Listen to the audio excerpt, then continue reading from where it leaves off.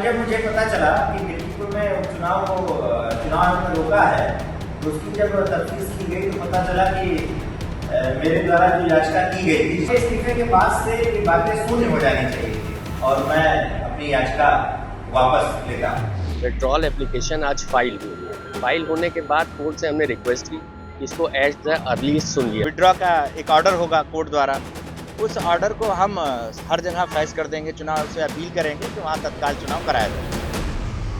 उत्तर प्रदेश में 10 सीटों पर उपचुनाव होने वाले थे, लेकिन मंगलवार को जब चुनाव आयोग ने तारीखों का ऐलान किया तो मिल्कीपुर का नाम लिस्ट से गायब था।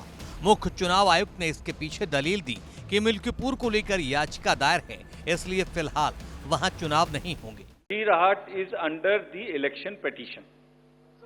There is an election petition in Bashirhat. So that is one case. 10 सीटें थी ना Milkipur also is under election petition. So let me say it that way. जहां इलेक्शन पिटीशन नहीं है वहां सब में हो रहा है। हालांकि कुछ घंटों बाद ही यह खबर सियासी गलियारों में सुर्खियों में आ गई, तरह तरह के चर्चे होने लगे। सपा अध्यक्ष अखिलेश यादव तो बीजेपी पर चुनाव टालने का इल्जाम तक लगा बैठे, लेकिन अब इससे भी ज्यादा हैरान करने वाली खबर ये है कि जिस याचिका को लेकर मिल्कीपुर का चुनाव टाला गया था, याचिकाकर्ता ने खुद ही वो याचिका वापस ले ली है। विधायक जी, क्या आप याचिका वापस ले रहे हैं?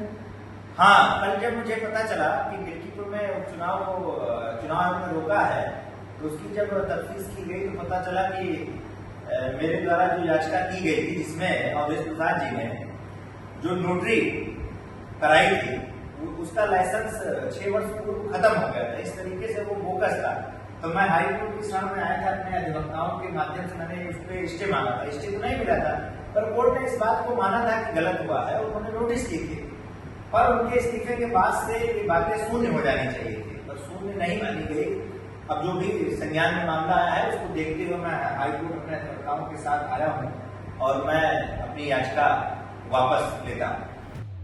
कुछ घंटों बाद ही याचिकाकर्ता और मिल्कीपुर के पूर्व बीजेपी विधायक गोरखनाथ बाबा अपने वकीलों के साथ हाईकोर्ट पहुंच गए 2022 वाली अपनी पुरानी याचिका को वापस लेने, ताकि मिल्कीपुर में विधानसभा चुनाव का रास्ता साफ हो सके, क्योंकि गोरखनाथ बाबा भी चाहते हैं कि मिल्कीपुर में जल्द से जल्द चुनाव हो।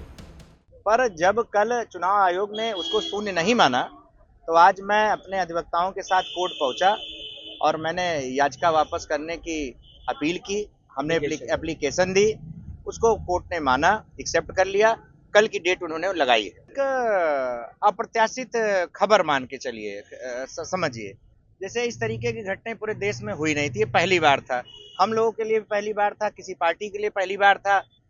तो इस नाते से उसको, जैसे कल किसी ने समाजवादी के बड़े नेताओं ने उस पर तंज कस दिया, तो वो सब हल्कापन दर्शाता है। वहाँ चुनाव जो है हम लोग लड़ेंगे और लड़के ही उस सीट को जीतेंगे। आपका अगला कदम क्या होगा? अब हम लोग कल निर्णय आने के बाद हम उसको जो भी उस पर निर्णय आ जाएगा, विड्रॉ का एक ऑर्डर होगा कोर्ट द्वारा, उस ऑर्डर को हम हर जगह फेस कर देंगे, चुनाव से अपील करेंगे कि वहाँ तत्काल चुनाव कराया जाए। गोरखनाथ बाबा की याचिका वापस लेने के मामले में हाईकोर्ट कल सुनवाई करेगा। इस मामले की सुनवाई हाईकोर्ट के सिंगल बेंच में हो रही है और जस्टिस पंकज भाटिया इस मामले की सुनवाई कर रहे हैं। गोरखनाथ बाबा के वकील ने इस बात की जानकारी दी है। विड्रॉल एप्लीकेशन आज फाइल हुई। फाइल होने के बाद कोर्ट से हमने रिक्वेस्ट की, इसको एज द अर्लीस्ट सुन लिया जाए। कोर्ट ने इस पे कल की डेट लगाई है। कल इसकी 1:15 बजे कोर्ट में सुनवाई हो, उसके बाद कोर्ट का निर्णय आएगा।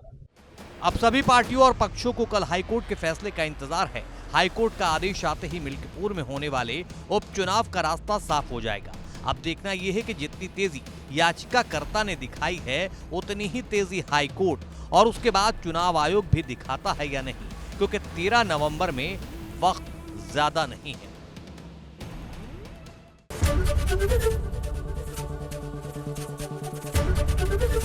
एबीपी गंगा, खबर आपकी, जुबान आपकी।